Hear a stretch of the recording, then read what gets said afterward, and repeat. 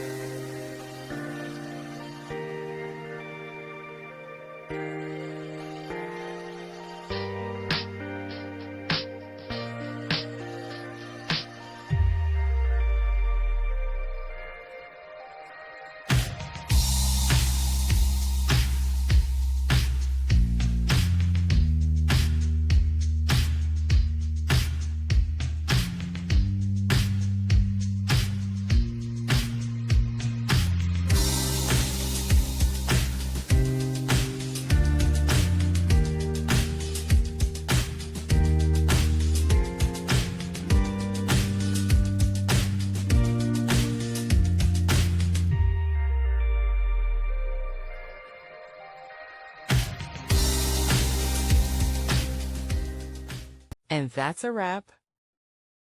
I hope you found the answer you were looking for. If you did, take a second to hit that subscribe button. It really helps out. And let me know in the comments which solution worked best for you. See you next time in the debug zone.